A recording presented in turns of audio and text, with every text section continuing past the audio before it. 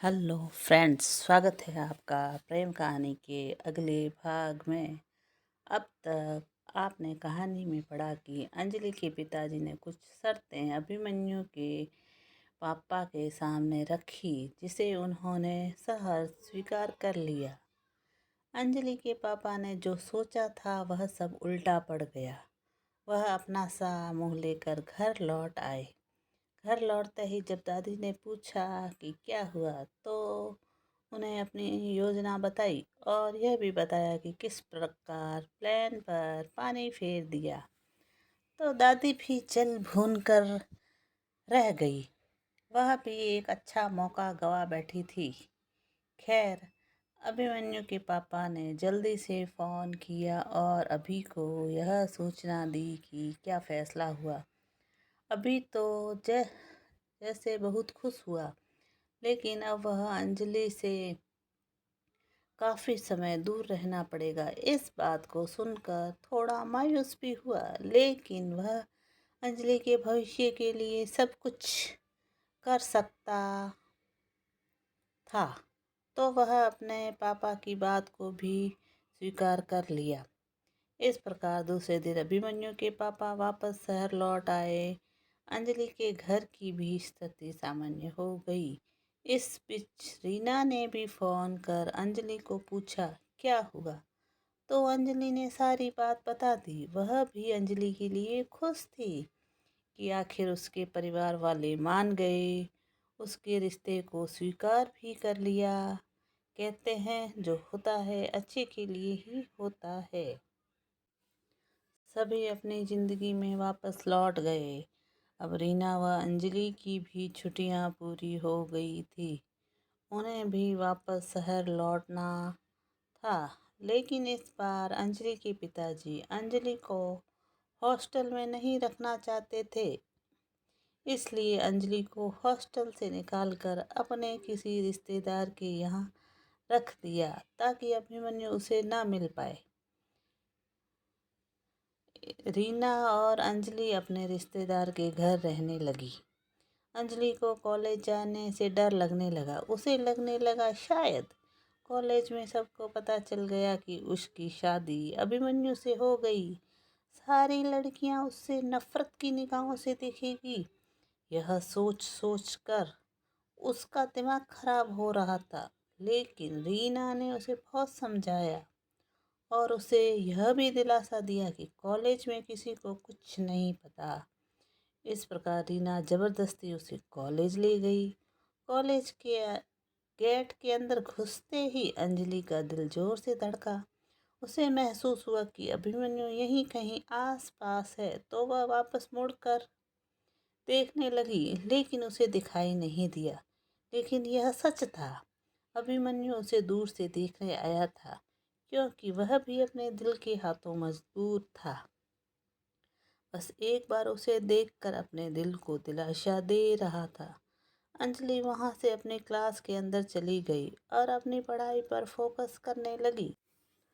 और धीरे धीरे इस प्रकार अंजलि का first year, second year, final भी कंप्लीट हुआ। वह बिजनेस मैनेजमेंट का कोर्स करने लगी। जब अंजलि और अभिमन्यु की तरफ से अंजलि के पापा को कोई शिकायत नहीं मिली, तो वह शादी तोड़ने के लिए कोई बहाना नहीं लगा पा रहे थे।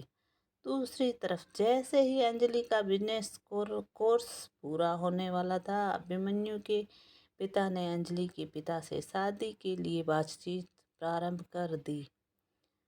वह अंजलि के पिता शादी तोड़ने का कोई बहाना नहीं बना पा रहे थे, इसलिए उन्हें मजबूर होकर शादी की तैयारी शुरू कर दी। शादी की बात सुनकर तो अभिमन्यु सातवें आसमान पर ही पहुंच गया। उसके पांव तो जमीन पर ही नहीं पड़ रहे थे। वह खुशी के मारे बावला हो रहा था। दूसरी तरफ अंजलि को मन ही मन डर लग रहा था। उसे लग रहा था कि आगे क्या होगा। अंज अभिमन्यु इतना रईस और मैं मिडिल क्लास, हम दोनों का मेल कैसे होगा, जाने क्या होगा। इस डर के मारे वह बहुत दुबली पतली हो रही थी। जब अभिमन्यु एक बार दूर से देखा कि अंजलि सोच सोच कर काफ़ी दुखी हो रही है, तो उसने अंजलि की सहेली रीना को फ़ोन लगाया और उससे पूछा। रीना ने अंजलि के मन में डर था उसके बारे में अभिमन्यु को बता दिया। अभिमन्यु ने रीना से कहा कि वह उसको समझाए। रीना ने अभिमन्यु से बात कर अंजलि को समझाने का काफ़ी प्रयास किया। हालांकि अंजलि उसके मुंह पर तो कह देती, ऐसी कोई बात नहीं है। वह बहुत डर रही थी, जिसका कोई इलाज नहीं था। जैसे तैसे कर दिन बीत गए। अंजलि की शादी नज़दीक आ रही थी। अंजलि के पिता अंजलि की माँ और दादी को लेकर शहर में अंजलि के पास आ गए। हालांकि वह शादी के खिलाफ थे, शादी से तो राजी नहीं थे, पर अपनी ही शर्तों में बंधे हुए थे, तो उन्हें शादी तो करनी ही पड़ रही थी। अपनी तरफ से अंजलि के लिए अच्छा ही कर रहे थे। वह उन सबको शहर शॉपिंग के लिए लेकर गए थे, ताकि कुछ अच्छा ले पाए, ताकि अपने समधियों के सामने उनकी बराबरी ना सही पर कमी ना हो। दादी अंजलि, रीना, अंजलि के पापा, माँ सभी शॉपिंग पर गए। तब माँ ने नोटिस किया कि उनकी बेटी कुछ परेशान सी लग रही है।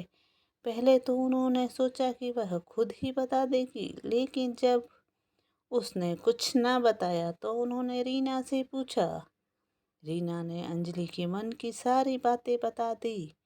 उन्हें कई तरीके से उन्होंने उसे कई तरीके से समझाने का प्रयास किया, ताकि उसके मन से वह डर निकल जाए और वह अपनी शादीशुदा जिंदगी काफ़ी हंसी खुशी बताए। अंजलि की माँ अंजलि को समझा पाएगी? क्या अंजलि समझ जाएगी?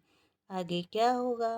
अंजलि और अभिमन्यु की शादी हो पाएगी? आपको सुनना पड़ेगा। प्रेम कहानी का अगला भाग। Please like and share and subscribe. आप सब कहानी के को आगे नहीं शेयर कर पा रहे हो, ना बढ़ा रहे हो, तो ना व्यूज़ आ रहे हैं। लग रहा है ये कहानी यहीं रोकनी पड़ेगी।